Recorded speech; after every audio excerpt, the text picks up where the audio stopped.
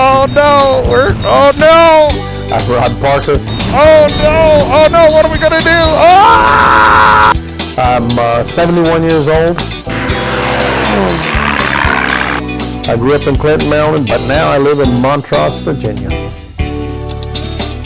I think probably most of the personally enjoyable moments that I had are thinking about my family, and mostly when they were young, when Beth and I were young and we had young children. Children are an adventure, and they just are, they don't come with any instruction book, so you don't know really what you're doing. This story is about stealing watermelons in college, especially the first time with the first kid. You know what's going on.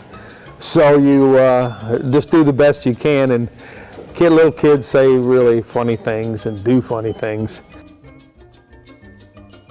A couple of funny things happened while we were growing up on that farm. I had a lot of cousins that we used to run around with, and Richard Darby was one, Tommy Parker. Those boys were exactly my age, but I had Ted and Jimmy, and they were cousins on a different side of the family. So we had a gang, and for a while there, when we were maybe 12, 13, 14 years old, everybody was into bow and arrows. And so we had these arrows. They were good bow and arrows. They weren't little crummy things. And so we would prowl around during the wood, and we'd shoot arrows at whatever we thought we should shoot at. And so my cousin, who was kind of a goofy guy, would just pull his thing back, his bow, and just twang. He'd shoot at things without thinking about it too first. So he shot at one of my uncle's chickens.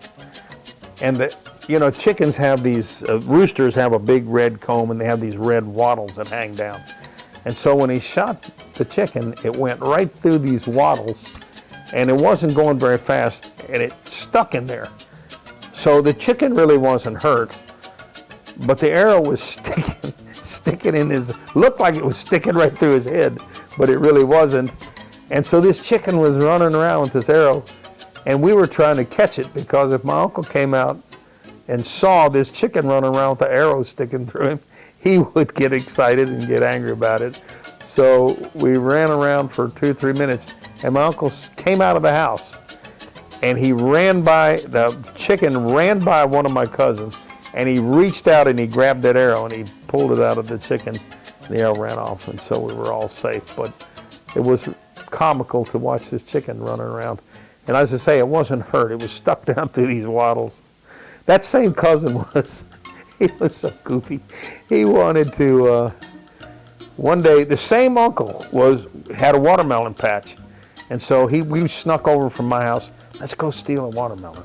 He would have been glad to give us one, but it was much more fun to steal it. So my cousin picks it up, and he's got this watermelon in his arms like this. And the field was flat, and there was a real steep gully that went down out of the field. Well, as soon as you got in the woods, it just dropped off. You could run down it, but you couldn't walk. And then it went up real steep at the other side. So a car was coming down around the corner. So he picked the watermelon, he ran to the woods, and when he ran, and I was standing on the edge of the woods, he ran to the woods, and when he went down the gully, he just was like this. And he was running down the hill as fast as he can with this watermelon. But then the hill turned and went up, and he just went splash, just like that. He went wham, and he fell on the watermelon, and the watermelon went boosh, like that. And when I came down the hill, he's laying flat on his stomach with his hands in his chest, but the watermelon is spread out all around him. And he looks back over his head real sheepishly. I guess I was going too fast. But the look on his face was great, and he sure did. We didn't get much out of that watermelon. Altitude. I'm sorry, this is the airspeed, this is the altitude. So when we get to 50 knots, we'll take off. This is our altitude in feet.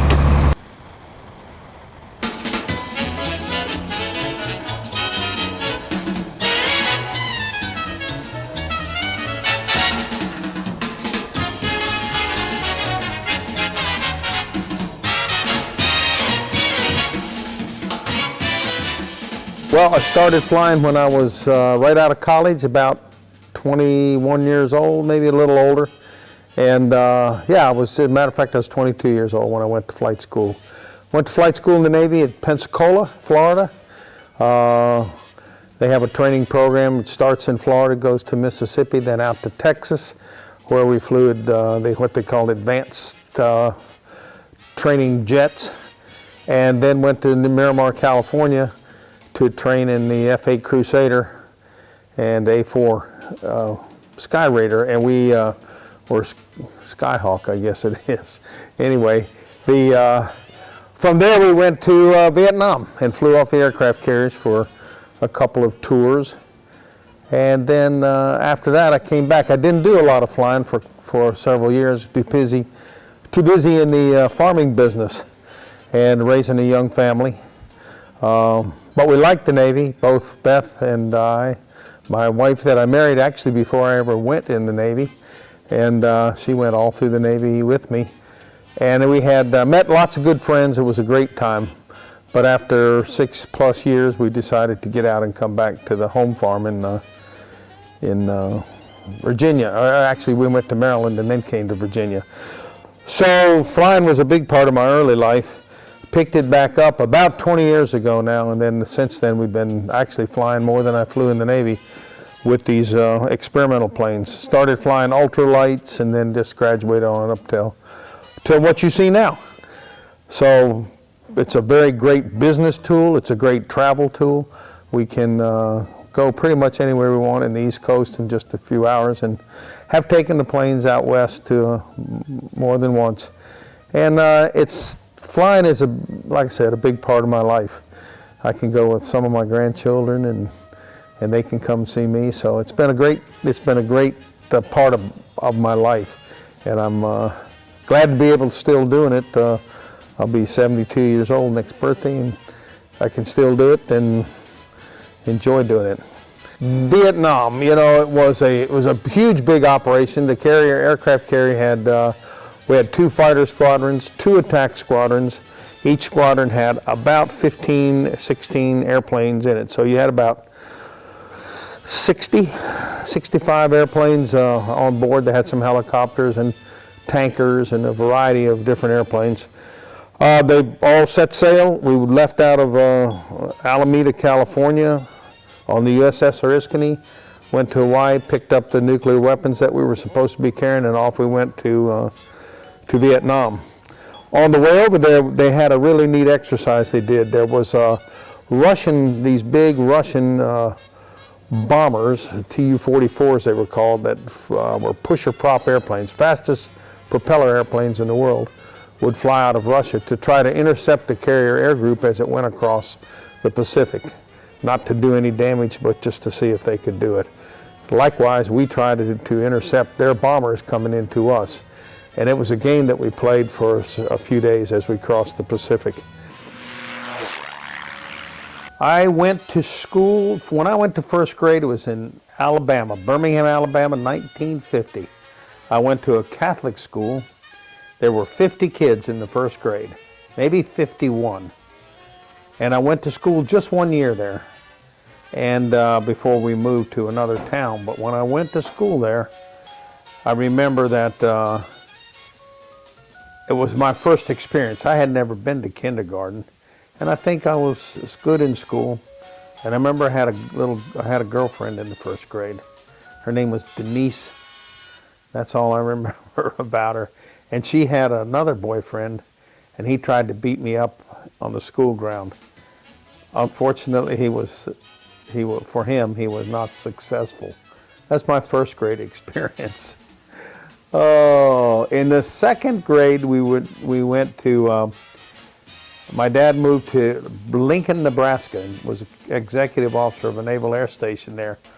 And Mary, Virginia was in the first grade. I was in the second grade. Again, we went to a Catholic school in Lincoln, Nebraska. And I've told this story before, but it's interesting. We had to walk about 8 blocks to school. We lived in town. It was actually very close to the University of Nebraska. And we lived in an old house. I think it was probably built around the turn of the century, 1900. And We walked about 6 or 7 blocks, and then we had to cross a set of railroad tracks and cut catty corner through a city park called Peter Pan Park. And these railroad tracks were operative. There were trains on them all the time. And then we walked through the park, and then we had 2 more blocks to go roughly to get to the school that we went to. I think it's called St. Thomas. So we had about 8 or 10 block walk, and my mom let a first grader and a second grader walk right through the town and across the railroad tracks. And at one end of the Peter Pan Park, there was a hobo camp. That was in the days there were still hobos that rode the trains. And we had to walk right by that camp. I don't know why nobody was afraid for us, but nobody seemed to be too concerned, nor were we, except sometimes Mary Virginia, when she would walk with me, she would hold my hand and she would say, Rod, Rod, don't let the bums get me. Don't let the bums get me. And they weren't threatening us or anything, but that was just what she said. We also went to school at a Catholic orphanage, and almost all the kids in the school were orphans. But if you were Catholic and you lived close by, you could go to school there. We didn't live there, of course, but most of the kids in that school lived at that orphanage. And that was a wild bunch. Those kids were something else. And they had all kinds of crazy things they would do. They had great playground equipment on this orphanage and at this school.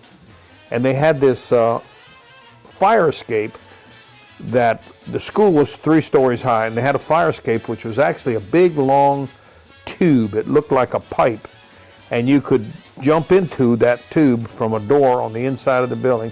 You could jump in the tube and slide down, and that was the fire escape. And it was a big thing, probably 4 or 5 feet in diameter, and it was real polished on the inside, so if you had tennis shoes on, you could climb on it. You could not go down, but if you sat down on your butt, you were coming down that tube and shooting right out onto the playground. So the orphans that lived there taught us this trick that you could climb up from the ground. If you had rubber-soled shoes, you could climb all the way up to the top of the tube, and you had a sliding board that was 3 or 4 stories high. The only thing was you were not allowed to do that. And so the kids had to sneak up there. And I remember one time I snuck all the way up to the top, and there was another kid up there, and when he slid down, the nuns wore these black shoes that were tied up, and when he slid down and hit the ground, there was the nun's shoes standing there, and I could see him from the top, so I wasn't going to slide down because I didn't want to get caught. And if you looked up there, you couldn't see anything because it was dark up there. So I stayed up there and waited until she left, and then I came down. That was the third grade. One of the things we used to do is play football. All these guys would get together and play football. And there were some neighbors lived about a half a mile away.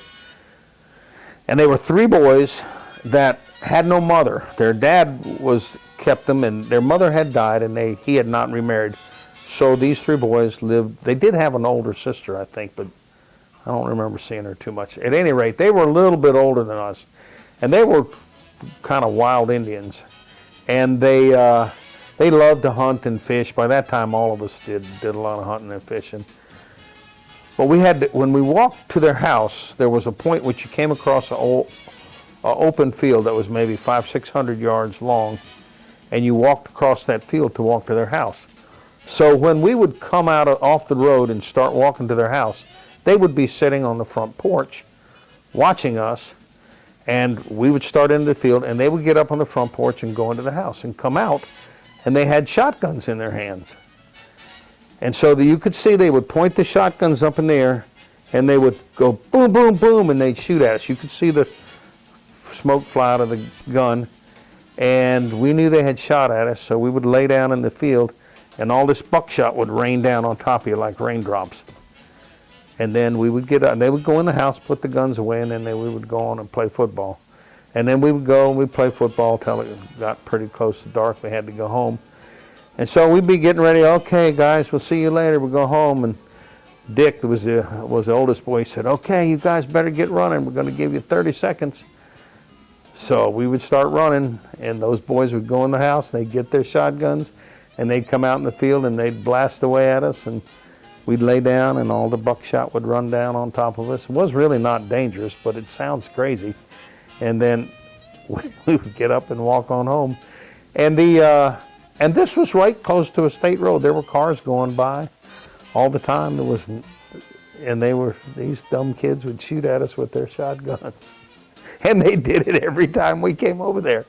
I guess they liked to shoot. They grew up to be quite astounding citizens. One of them owned a great big printing business. The other was worked for the National Forest Service as a big-time park ranger. He was a very important guy in the Interior Department. And I don't know what the other one did, but childhood experiences. It's a wonder you live to tell about it. And then shooting bow and arrows and shotguns at each other and stealing watermelons. This story is about stealing watermelons in college. This was, I don't know, we were about 18, 20 years old, and we had gone to a track meet down in Florida, and some boys in Florida that we didn't know well, but we knew them, say, hey, we're going out to steal some watermelons. Come on, go with us. Well, what we did not know is that they had set this up to scare us.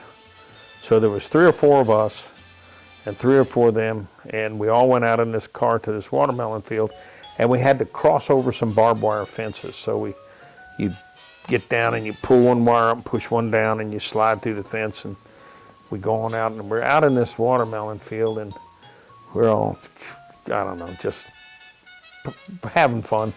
And all of a sudden this voice comes on and says, hey, you boys, get out of that watermelon field right now. So everybody stands up, and these other guys say, oh my gosh, this guy shoots at you. So we hear it again, get out of this watermelon, you boys, I'm gonna get you. And you hear these shotguns go off, boom, boom, boom. So we think, oh my gosh, they're shooting at us. So we start running. Now remember, it's nighttime, it's dark, and we don't even know where the heck we are. So we start running and just get away from that tree. This was a tree this guy was yelling from, he's supposed to be sitting in. And you could hear the guys run into the barbed wire fence and just go boing, and they would run into the fence. I'll start hollering. So after they're shooting and everything, so we all get over by the car, and there's one guy missing. And so we said, oh my gosh, they shot that guy. We got to go back and look for him. Well, it turned out it was all set up joke. One of their friends had climbed up in the tree and pretended like he was shooting. He had a gun and he shot it up in the air, but he wasn't shooting at anybody. But in the eagerness to get away, that field had been recently cleared, and there was some trees, logs and stuff laying around. This one kid had taken off across the field, and there was a log sticking up, leaning over, and he just ran right into it head first, bam, and knocked himself out and fell down on the ground. And so we go over there, and we thought that he was shot.